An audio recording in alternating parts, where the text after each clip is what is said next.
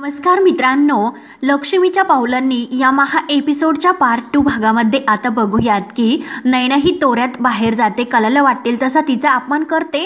तेव्हा मात्र आता रजनीला सुद्धा राग येतो आणि कला आणि रजनी या दोघींना सुद्धा आता या नैनाचा संशय येतो, कारण ही प्रेग्नेंट नसल्यासारखंच वागते. नक्की हिच्या मनामध्ये असं काय इतका राग असेल, काय इतकी तोऱ्यात ती कुठे निघाली असेल, म्हणून आता रजनीला सुद्धा आणि कलाला सुद्धा नैनावर संशय येतो.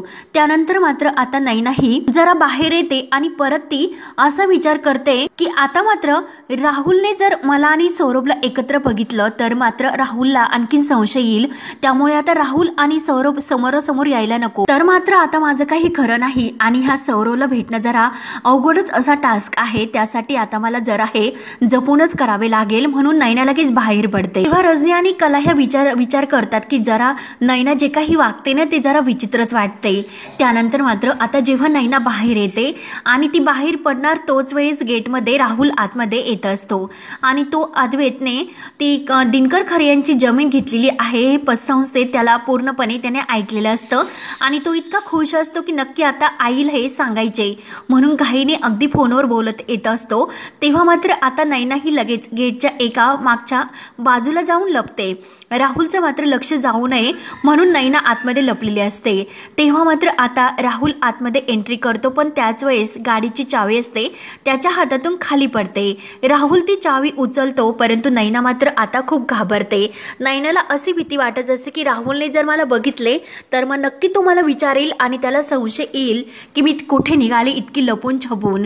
तेव्हा मात्र आता राहुल काही लक्ष देत नाही आणि तो डायरेक्ट आपल्या रूममध्ये निघून जातो. परंतु आता नैनाच्या जीवात जीव येतो आणि लगेच घाईने ती सुद्धा आता सौरभला भेटायला निघून जाते. राहुल घाईने आपल्या मॉमकडे म्हणजे रोहिणीच्या रूममध्ये येतो आणि तिला मॉम असे जेव्हा म्हणतो रोहिणी तर घाबरते आणि काय रे राहुल, तू असा युजलेसच राहणार का, जरा विचारून आतमध्ये येता येत नाही का. तेव्हा राहुल म्हणतो की अगं मॉम तू इतकी चिडचिड करू नकोस, मी जे काही सांगतो ना ती जरा ऐकून घे, अगं मग ठरव की मी युजलेस आहे किंवा काय आहे ते. तेव्हा रोहिणी म्हणते की काय काय आहे ते सांग लवकर. तेव्हा राहुल म्हणतो की अगं मॉम माझ्याकडे एक अशी ब्रेकिंग न्यूज आहे आणि ती ऐकून मात्र तू जाम अशी खुश होशील. त्यावर रोहिणी म्हणते की बापरे, असं काही जर तू बोलायला सुरुवात केली तर काळजामध्ये अगदी धसकं होतं माझ्या, तू अजून काही पेढीवरती घोळ घालून ठेवला की काय. तेव्हा राहुल म्हणतो की नाही ग मॉम, अगं जरा माझं ऐकून तरी घे. तेव्हा रोहिणी म्हणते की अरे सांग ना मग पटकन काय सांगायचे ते. तेव्हा राहुल सांगायला सुरुवात करतो की गेल्या 2 दिवसापासून राहुल एका पतसंस्थेमध्ये जातोय आणि मी त्याच्या मागावर जातो आणि माझ्या हातात मात्र आता अशी न्यूज लागलेली आहे की त्याने मात्र कला आणि अद्वैत या दोघांमध्ये नक्की फूट पडेल. तेव्हा रोहिणी म्हणते की अरे पटकन सांग, काय इतका वेळ वाया घालवतो, सांग सांग लवकर. तेव्हा राहुल सांगायला सुरुवात करतो की अगं मॉम मी असं ऐकलं की राहुलने पतसंस्थेतील लोकांवर प्रचंड असा म्हणजे प्रेशर टाकला आणि जस्ट इमॅजिन. तर रोहिणी विचारते की अरे काय आता, आणि राहुल म्हणतो की खऱ्यांची प्रॉपर्टी त्याने स्वतःच्या नावावर करून घेतली. हे ऐकून मात्र रोहिणीला अगदी खूप आनंद होतो. रोहिणी म्हणते की काय हॉट आणि पक्की न्यूज तर आहे ना. तेव्हा राहुल म्हणतो की हो अगं मॉम मी माझ्या कानांनी ऐकलंय आणि डोळ्यांनी बघितलंय. तेव्हा रोहिणी मात्र खुश होते आणि खरंच कमाल अशी न्यूज आहे बरं का राहुल, बघितलंस का राहुल, थोडंसं जर प्रेशर राईज केलं तर खरंच किती छान काम तू करतो आणि आज मला असं वाटतं की खरंच तू माझा मुलगा आहे तो, खरंच I am so proud of you. Rahul लगेच म्हणतो की थँक्स मॉम, मला सुद्धा जरा त्या अद्वैतला ठेचायचंच होतं. रोहिणी खुशून म्हणते की कमाल राहुल, आता कला आणि अद्वैत या दोघांना वेगळं करण्याच्या प्लॅन मध्ये आता कोणीच नाही येऊ शकत. नक्की आता ते दोघे या गुड न्यूज मुळे वेगळे होणारच आणि त्यांच्यामध्ये एक अशी मोठी फूट पडेल, म्हणून राहुल आणि रोहिणी मात्र खूप खुश होतात. त्यानंतर मात्र आता पतसंस्थेतून ते पेपर्स घेऊन अद्वैत घरी येतो आणि कला लगेच त्याच्या समोर येते आणि कला त्याला विचारते की काय रे तू ऑफिस मधून आलास सुद्धा. त्यावरती अद्वैत म्हणतो की मी कधी म्हणालो होतो की मी ऑफिसला निघालो जातोय म्हणून. कला म्हणते की अरे तू कामालाच गेला होतास ना. तर अद्वैत म्हणतो की काम फक्त ऑफिसमध्ये असतं का. कला म्हणते की अच्छा म्हणजे तू ऑफिसला नाही गेला. त्यावरती अद्वैत म्हणतो की काय हो खरे मॅडम, अहो तुम्हाला काही प्रॉब्लेम आहे का, मी ऑफिसला न जाता माझ्या घरी आलो तर. त्यावरती कला म्हणते नाही हो अद्वैत चांदेकर साहेब, अहो आम्हाला काय प्रॉब्लेम असणार, घर तर तुमचंच आहे, तुम्हाला पाहिजे तेव्हा तुम्ही येऊ शकतात आणि तसंच ऑफिस सुद्धा तुमचंच आहे, पाहिजे तेव्हा तुम्ही दांडी मारू शकतात, परंतु हे करण्यामागे नक्की तुमचं काय असं प्रयोजन आहे ते मात्र जाणून घेण्यासाठी माझं मन अगदी उत्सुक आहे हो. तेव्हा अद्वैतला राग येतो. अद्वैत म्हणतो की हे बघ, मला इरिटेट करण्याचा प्रयत्न करू नकोस, जा आणि मला पाणी घेऊन ये. कला म्हणते की अगोदर मला उत्तर दे. तर अद्वैत म्हणतो की कसली बाई आहेस ग तू, बाहेरून आल्यानंतर त्या माणसाला पाणी विचारायचं सोडून येथे प्रश्न विचारत बसली. तेव्हा कला म्हणते की ठीक आहे, मी तुला पाणी देते. म्हणून कला ही पाणी आणायला टेबलवर जाते. तोपर्यंत अद्वैत विचार करतो की मी जे काही केलं तर ते आता हिच्या आई बाबांना सांगायला हवं आणि त्यांच्या डोक्यावरचं टेन्शन आता जराही सांगितल्याने कमी होईल. तेव्हा लगेच कला पाणी घेऊन येते आणि अद्वैतला पाणी देते. पाणी पिता पिता अद्वैत विचार करत असतो की हिला आता काही कामात तर गुंतावे लागेल आणि हिला जर कामात गुंतावे तरच मला आता त्यांच्याशी बोलता येईल, नाहीतर हिच्या समोर मला बोलता नाही येणार. म्हणजे जरा हिची कटकट थोडीशी बाजूला राहील. त्यावरती कला सुद्धा अगदी संशयाने त्याच्याकडे पाहत असते आणि हा माझ्याकडे असा काय बघत असेल, नक्की याच्या मनात काय सुरू असेल, काहीतरी नक्की चालू आहे असे कला ओळखते. तेव्हा कला म्हणते की काय रे, असा माझ्याकडे का बघतोस डोळे मोठे करून. तर लगेच अद्वैत म्हणतो की हे बघ, मी तुझ्याकडे तसा नाही बघत, डोळे मात्र तुझे मोठाले आहेत, माझे नाही, आणि मी काही तुझ्याकडे असं नाही बघत, जा माझ्यासाठी कॉफी घेऊन ये. तेव्हा अद्वैत म्हणतो की थांब, कॉफी सुद्धा नकोय मला, जा माझ्या रूम मध्ये आणि माझ्या फोनचं जरा चार्जर घेऊन ये. तर कला म्हणते की काय रे, आता तुला चार्जर कशाला लागते. तेव्हा अद्वैत म्हणतो की कशाला म्हणजे काय, एकतर फोनची बॅटरी माझी लो आहे आणि परत विचारते की कशाला म्हणजे काय. तेव्हा कला म्हणते की काय रे, तुम्हाला असा घालवण्याचा प्रयत्न करतोय, असा का वागतो. त्यावरती अद्वैत म्हणतो की कारण तू मला इतके प्रश्न का विचारते की जा आणि वर चार्जर घेऊन ये. कला म्हणते की अरे तू आता वर तर जाशीलच ना, मग जा आणि वर गेल्यानंतर फोन चार्जिंगला लाव. तेव्हा अद्वैत चिडतो. अद्वैत म्हणतो की हे बघ, घर कुणाचं आहे आणि घर माझं आहे, तरी सुद्धा मला इतके प्रश्न का विचारते, जा जे काम सांगितलं ते कर, वर जा आणि चार्जर घेऊन ये. तर आताच ऑफिसमधून आलो, पायाला गोळे आलेत, अगदी दमून आलो मी आणि वर माझ्यावर हा प्रेशर करते, पटकनी चार्जर घेऊन ये. त्यावरती कला विचारते की काय रे, तू तर आता ऑफिसमधून आला असे म्हटला, तू तर ऑफिसला गेलेलाच नव्हता. तेव्हा अद्वैत लगेच चिडतो. अद्वैत म्हणतो की काय ग, अशी माझी बायको असल्यासारखे प्रश्न का विचारतेस मला. तर कला म्हणते की हे बघ, कारण तू माझा नवरा असल्यासारखा माझ्यावर हुकूम सोडतो, नवऱ्याच्या नात्याने जर हे सर्व सांगत असशील तरच मी ऐकेल, नाहीतर तुम्हाला काही असं नोकरासारखा हुकूम ऑर्डरही सोडू नको. तेव्हा अद्वैत चिडतो. अद्वैत म्हणतो की काय ग, आता नवरा नवरा करून तू माझं डोकं खाणार आहेस का. म्हणते की हो, मी जे सांगेल ना तेच ऐकायचे, तू पण आता माझ्याशी जास्त वाद घालून डोकं खाऊ नकोस. आणि आता तुम्हाला पाणी आणण्यासाठी सांगितले तर ते कोणत्या हक्काने सांगितले, आणि कॉफी सुद्धा मागितली ती सुद्धा कुठल्या हक्काने, चार्जर सुद्धा आण असे कोणत्या जोशात तू म्हणालास तर ते कोणत्या हक्काने, हे सर्व मला सांग. अद्वैत म्हणतो की अगं कोणत्या हक्काने म्हणजे काय विचारतेस, अगं घरात आलेल्या माणसाला पाणी विचारायला नको का, तुम्हाला नाही विचारलंस म्हणून तुला मी सर्व सांगितले. तेव्हा कला म्हणते की हे बघ, घरी आलेल्या पाहुण्यांना आपण पाणी देतो आणि घरात असणारी माणसं स्वतः पाणी घेतात, आणि घर तर तुझंच आहे, त्यामुळे तू ठरव की तू कोण आहे ते. म्हणजे तू तुझ्याच घरामध्ये माझ्यावर हक्क दाखवतोस, मग मी तुझी कोण झाले, बायकोस ना. विषय तर संपला. तर अद्वैत म्हणतो की काय काय विषय संपला, नेमकं तुला काय ऐकायचं आहे. तर कला म्हणते की हेच, म्हणजे नवऱ्याच्या नात्याने तुम्हाला हे सर्व ऑर्डर सोडतो सांगतोस ते अगोदर मान्य कर. तेव्हा मात्र अद्वैत हू म्हणून जातो. तर कला खुश होते आणि काय काय म्हणालास. तर अद्वैत पुन्हा हू असं करतो. तर कला म्हणते की आता कसं, आणि आता मी तुम्हाला चार्जर घेऊन येते, आणि तुम्हाला अजून काही हवं आहे का. माझे मिस्टर चांदेकर आलेच म्हणून अगदी लाजत गाजत आपली कला आतमध्ये जाते. तेव्हा आता कला आत गेली हे आता अद्वैतच्या लक्ष देते, आणि आता पटकन ह्या दिनकर खरे आणि संगीता खरे यांच्याकडे जायला हो म्हणून त्या त्यांच्या रूममध्ये निघून जातो. त्यानंतर मात्र आता एका कॅफेमध्ये नैना ही सौरभला पैसे देण्यासाठी येते. तेव्हा सौरभ म्हणत असतो की चल आता वेळ कशाला वाया घालवतेस, पैसे तुम्हाला ट्रान्सफर करणार आहेस की कॅश देणार आहे. तेव्हा मात्र आता नैनाची बोलती बंद होते. नैना म्हणते की सौरभ अरे ऐक ना, माझं मी पैसे नाही आणले. तेव्हा सौरभ म्हणतो की काय. सौरभ खूप जोरात ओरडतो. तेव्हा सर्वजण इकडे म्हणजे सौरभ आणि नैनाकडे पाहायला सुरुवात करतात. तेव्हा मात्र आता नैना ही इकडे तिकडे बघत असते आणि परत म्हणते की सौरभ अरे त्याचं काय झालं. तर सौरभ लगी रागाने म्हणतो की शटाप, मूर्खासारखं सौरू बोलणं हे अगोदर बंद कर. युजलेस, कशाला मला भेटायला बोलावलं का तू, माझा वेळ वाया घालवला, आणि हे रोजच्या रोज असं टाइमपास करणं जरा बंदच कर. इथून पुढे नाही, आता मी तुझी वाट लावतो. नाही तुझे हे प्रेग्नन्सीचे रिपोर्ट मी घरी पाठवले तर नावाचा मी आणि सौरभ नाही, म्हणून सौरभ जायला निघतो तर नैनाही त्याचा हात धरते की अरे प्लीज माझं ऐकून घे. सौरभ तिच्या हातातील हात हिसकावतो आणि नाही आता मला हात लावायचा नाही. एकतर अगोदरच माझ्या भावनांशी तू खूप खेळलेली आहेस, पण आता इथून पुढे नाही, असा हात लावून ब्लॅकमेल करणंही मला बंद कर. तेव्हा नैना उठते आणि सौरभ अरे प्लीज शांत हो. अरे सौरभ मी तुझ्या भावनांशी नाही खेळले, प्लीज अरे तू शांत हो. मी तुला काय म्हणते की जरा ते ऐकून घे. अरे मला चांदेकरांच्या घरातून बाहेर पडणं, तुला भेटणं हे अजिबात शक्य नाही, पण तरी सुद्धा आज मी तुला भेटायला आले आणि लगेच रडण्याचे नाटक करते. अरे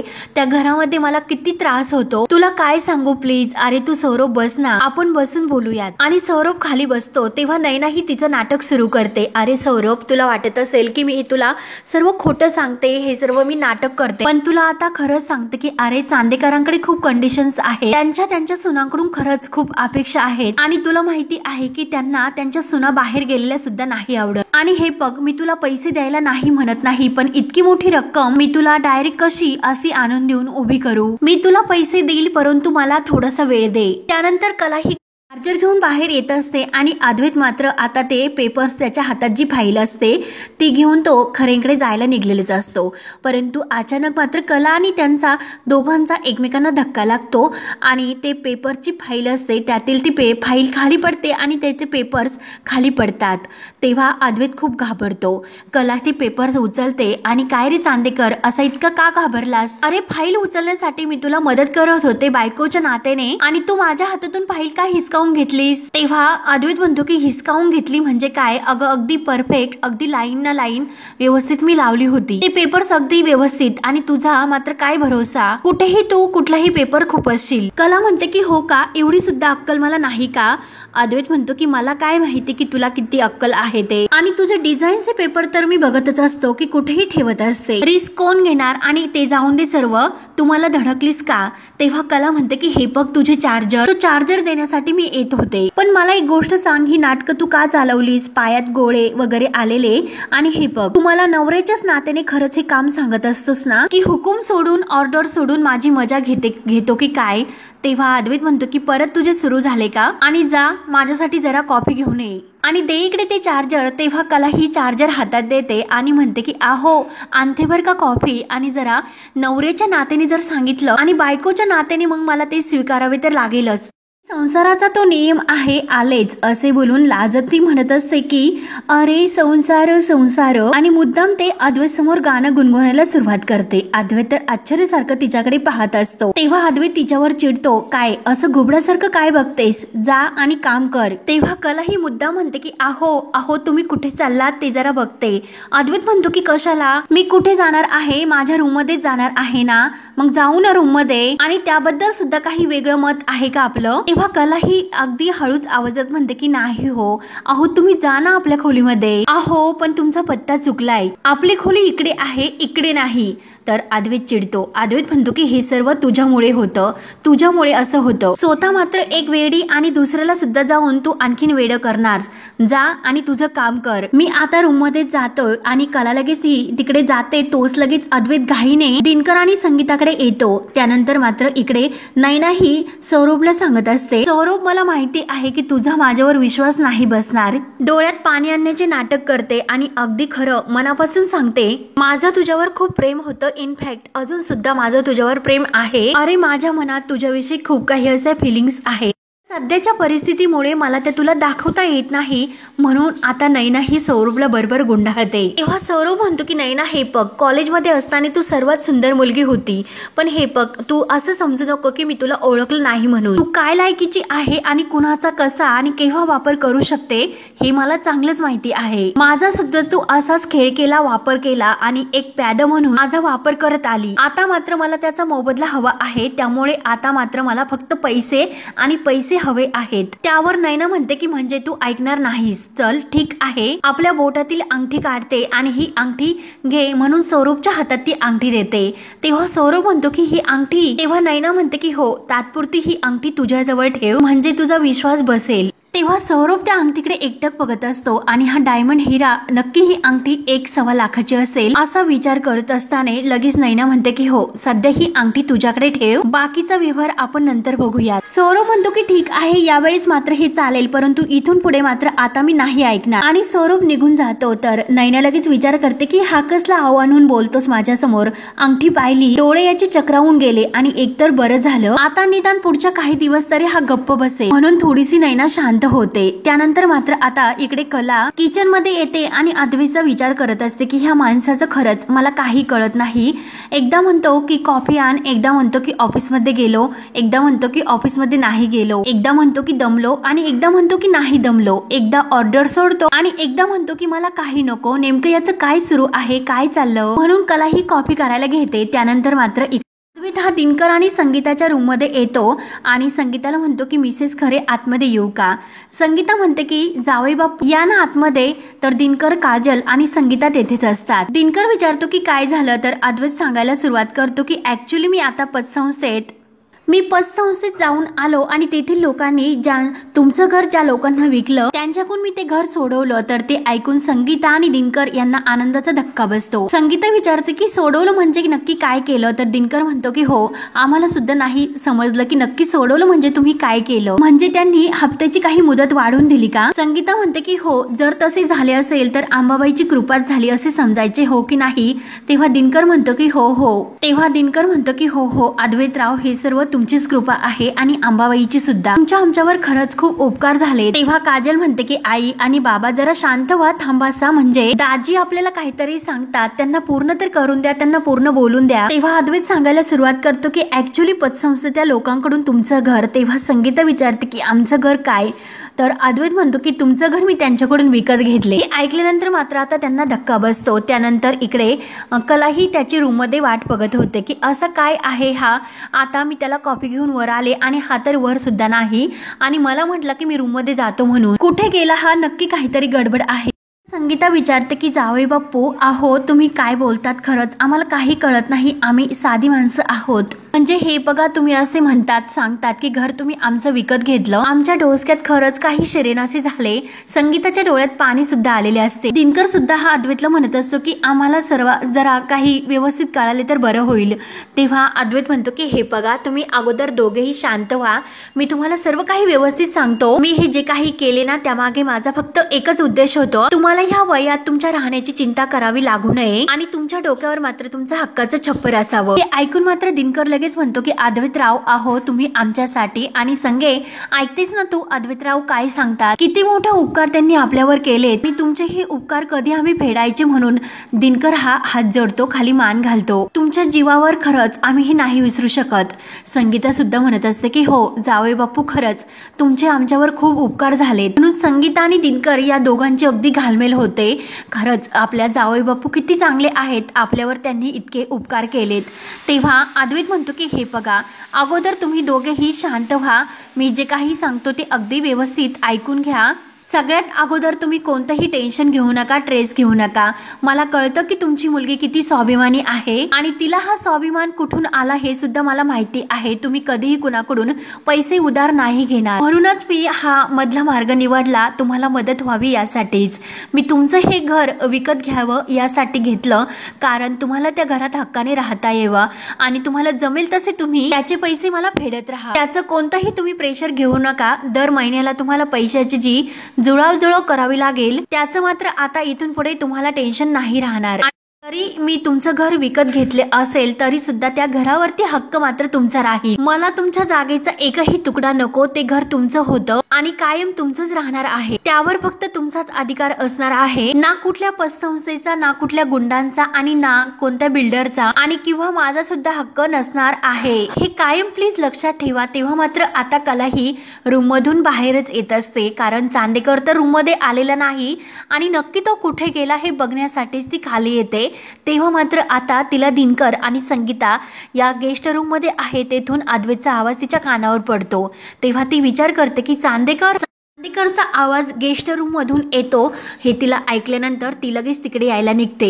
तेव्हा मात्र आता दिनकर हा अद्वैत समोर हात जोडत असतो आणि रडत असतो। आज मला हात जोडू नका असे म्हणू नका, खरंच तुम्ही किती चांगले माणूस आहात हे मला माहिती आहे, पण तुम्ही फक्त चांगले माणूस नाही तर तुम्ही आमच्यासाठी देव माणूस आहात। संकटात असणाऱ्या भक्तासाठी देव कुठल्या ना कुठल्या रूपात धावत येतो हे मी ऐकले होते, त्यामुळे तुम्ही सुद्धा आमच्यासाठी अगदी देवाप्रमाणे धावून आलात। तुमचा एक एक पैसा मी काही करून नक्की म्हणजे देण्याचा प्रयत्न करेल, परंतु तुमच्या चांगुलपणाचं कर्ज हे आम्ही खरंच कसे फेडणार आहोत, त्यातले हे उपकार कसे फेडू आम्ही, कसं हे कर्ज उतरवणार आहोत। खरंच तुमचे खरंच आमच्यावर खूप उपकार झालेत। म्हणून दिनकर हा अद्वैतच्या पाया पडायला लागतो। तेव्हा लगेच अद्वैत दिनकरला उठवतो आणि काय करतात तुम्ही हे, प्लीज असं काही करू नका, प्लीज असं काही करू नका, मला ते नाही आवडणार। आणि त्याच वेळेस मात्र कला ही आतमध्ये येते आणि कला हे सर्व पाहत असते। ऐका माझं। तेव्हा संगीता सुद्धा अगदी जावई बापूंचे आभार मानत असते। खरंच आज संगीता आणि दिनकरच्या मनामध्ये देवासारखा अगदी